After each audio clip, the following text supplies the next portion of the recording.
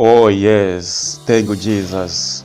Jesu pavakauya panyika vakasvika vakaparidza rugare kwatiri nekunemi mose mai vakure norugare, kuti mufaro wenyu uve wakapamhidzwa muna Kristo Jesu kuburikidza neshoko raMwari ravaikuparidzirai. Hallelujah. Say, I love you Jesus. Thank you for your time for listening to our broadcast, The Voice Daily Devotional broadcast. Hallelujah. This is your servant, Apostle Miracle Prince. Hallelujah. Mwari wokudenga ngavakuitirei zvakanaka panguva dzino nezita raJesu. VaEfeso chapter 2 verse 18 and 19 inoti, nokuti isu tose tinopinda na iye kureva Ishe Jesu Kristo nomweya mutsvene kuna Baba, nokuti iye Jesu Kristu ndiye nzira yedu yekutisvitsa kuna Baba. Hallelujah.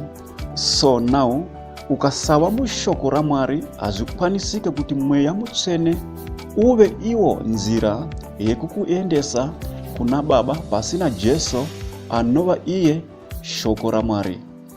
Haleluya. Ndosakei patinonamata uye patinobhabhatidzwa, kana munhu ada kuuya kuna Jesu vanobhabhatidza kana kunamatira vachiti muzita raBaba neremwanakomana neremweya mutsvene, nokuti haugone kuendeswa kudenga namweya mutsvene ari ega pasina Jesu rinova shoko raMwari. Haleluya. Nhasi ndichadzidzisa shoko raMwari nemusoro weshoko unoti mufaro wakapamhidzwa.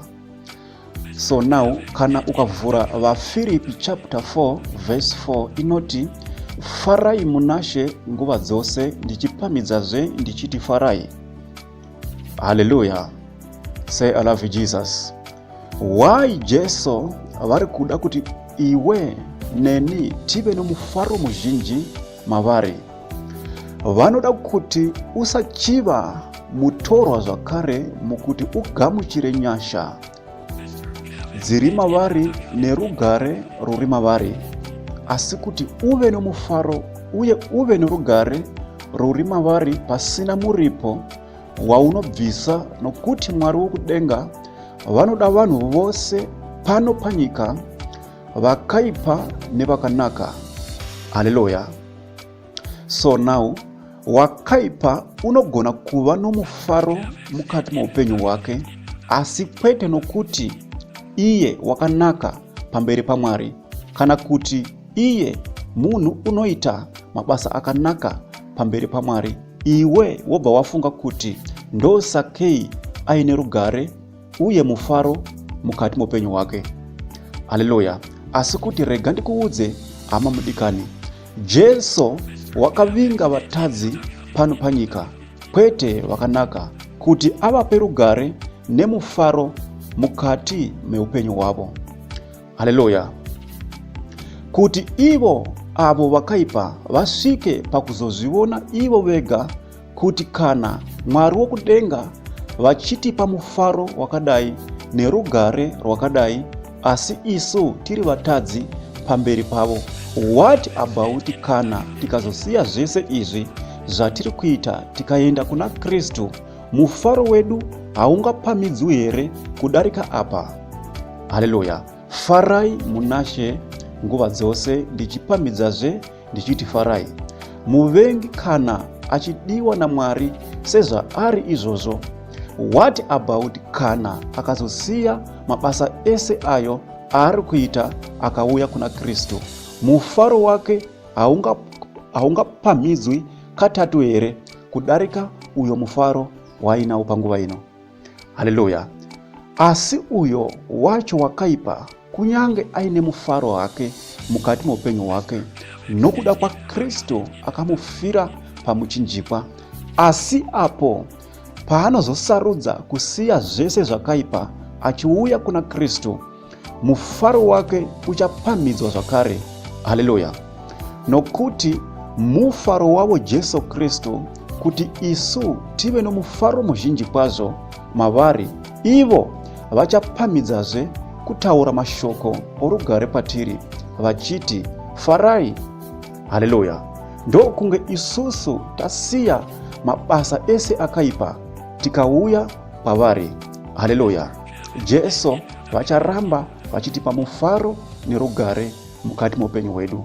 Naizvozvo kana tava muna Kristu, tava zvisikwa zvitsva, hatichasiri vayeni kana vatorwa, asi tava voukama chaibwo muna Kristu, vobwo pamwe chete navatsvene naveimba yaMwari.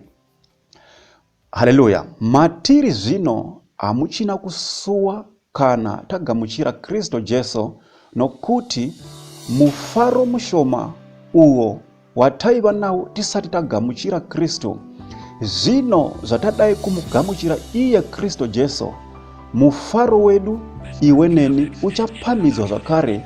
Inzwi ravo ivo Kristu Jesu ucharinzwa zvakare richiti, farai munashe nguva dzose, ndichipamhidzazve ndichiti farai. Haleluya. Mufaro wako, hama mudikani, ngauwedzerwe mukati muupenyu hwako naIshe Jesu Kristu. Haleluya.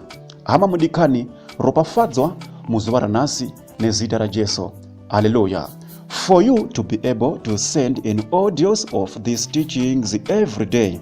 Also, if you have a prayer request, you can call or WhatsApp us on this number, +27 61 916 4897.